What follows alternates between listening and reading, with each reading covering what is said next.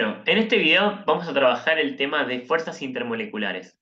Recordemos que las fuerzas intermoleculares están presentes en todas las moléculas y es la fuerza que se genera entre las moléculas.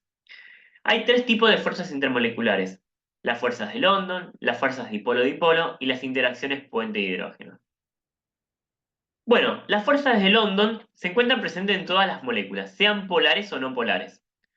En las moléculas no polares se van a generar dipolos transitorios que van variando de un átomo a otro. Para determinar la intensidad de las fuerzas de London se debe sumar los electrones totales de la molécula, es decir, hay que sumar el número atómico de cada átomo. Cuanto más electrones tenga la molécula, mayor será la intensidad de las fuerzas de London.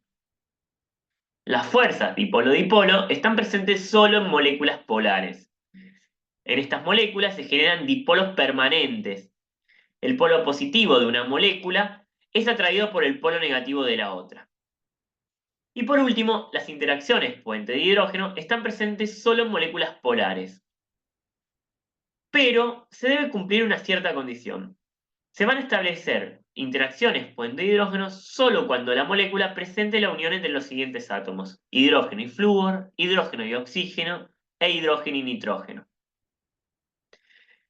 Hay que tener en cuenta que las fuerzas intermoleculares son acumulativas, es decir, si una molécula presenta solo London, va a tener esa única fuerza intermolecular. Por el contrario, si presenta fuerzas dipolo-dipolo, también va a contener las fuerzas de London. Y por último, si contiene interacciones puente de hidrógeno, va a tener fuerzas dipolo-dipolo también y fuerzas de London. Bueno, las fuerzas intermoleculares tienen un rol fundamental en la determinación de las propiedades físicas de las sustancias, como son, por ejemplo, el punto de fusión y el punto de ebullición. Vamos a ver, acá tenemos un cuadro que nos muestra diferentes compuestos, todos los elementos del grupo 4A de la tabla periódica unidos a hidrógenos. Todos presentan uniones covalentes y, como vemos, a medida que vamos bajando en el grupo se va incrementando el punto de ebullición. Vamos a plantear la estructura para los dos primeros compuestos. Tenemos al carbono, que se une a cuatro enlaces, posee cuatro enlaces y se une a cuatro átomos de hidrógeno, cada uno por un enlace covalente simple. Y por el otro lado tenemos al silicio, que hace lo propio uniéndose por enlaces covalentes simples a cuatro átomos de hidrógeno. Bien, lo primero que hay que analizar de estas dos moléculas es la polaridad. Como vemos, son moléculas simétricas, por ende, ambas moléculas van a ser no polar. No polar, no polar.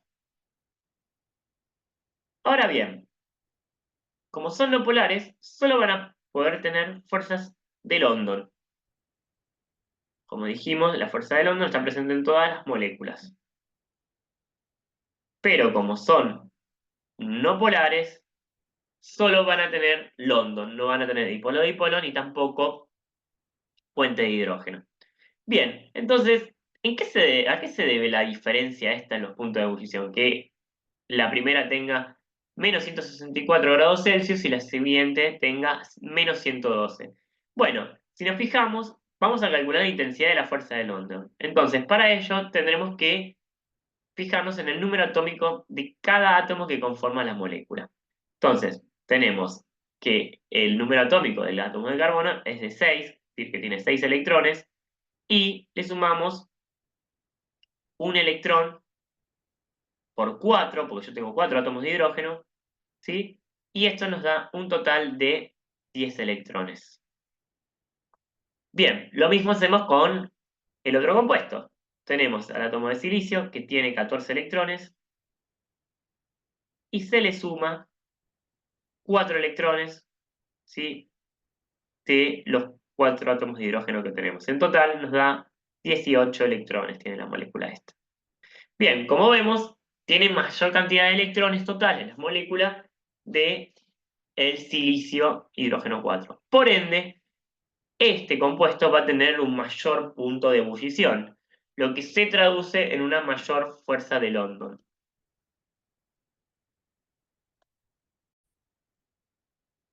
Bueno, por último vamos a analizar lo que ocurre en el siguiente cuadro. Acá tenemos los átomos del grupo 7A unidos a hidrógeno. Tenemos al fluoruro de hidrógeno, al cloruro de hidrógeno, al bromuro de hidrógeno y al yoduro de hidrógeno. Como vemos, la primera sustancia presenta un punto de ebullición relativamente alto comparado con las otras. Como vemos, es de 20 grados Celsius, luego baja a menos 85 y va subiendo gradualmente a medida que bajamos en el grupo. Vamos a analizar qué ocurre con esto. Vamos a analizar estas dos primeras sustancias. El fluoruro de hidrógeno es un átomo de hidrógeno unido a flúor por un enlace covalente simple. Y el cloruro de hidrógeno es un átomo de hidrógeno unido por enlace covalente simple a un átomo de cloro. Bien, ambas moléculas son polares. ¿Por qué? Porque ya que son diferentes elementos, presentan valores de diferentes de electronegatividad y por ende va a generarse un polo. Bien, ahora vamos a analizar las fuerzas intermoleculares. Ambas, como son polares, van a tener dipolo-dipolo y por ende también van a tener London.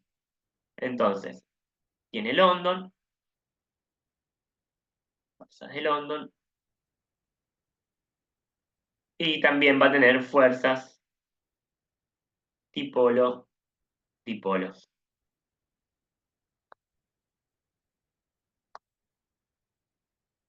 Ahora bien, ¿qué diferencia hay? Bueno, la primera molécula, el fluoruro de hidrógeno, puede establecer una fuerza intermolecular más, que es la interacción puente de hidrógeno, ¿sí? Entonces, al poder establecer una unión, una fuerza intermolecular más, el punto de ebullición va a ser más elevado. Es decir, cuanto más fuerzas una molécula tenga, mayor será el punto de ebullición, ¿sí? Mayor intensidad y mayor punto de ebullición. Por ende, el dato experimental de que el punto de ebullición del fluoruro de hidrógeno sea de 20 y luego el del cloruro de hidrógeno sea de menos 85 se debe a esta última fuerza intermolecular que puede establecer la molécula de fluoruro de hidrógeno, pero no puede establecer la molécula de cloruro de hidrógeno. Y luego, si tendríamos que analizar los siguientes valores, lo que observamos es que, como se va incrementando las fuerzas de London, si bien todas las otras tres restantes moléculas van a tener fuerzas de London dipolo-dipolo, como se va incrementando la intensidad de las fuerzas de London, como vimos en el ejemplo anterior, va a tener un mayor punto de ebullición.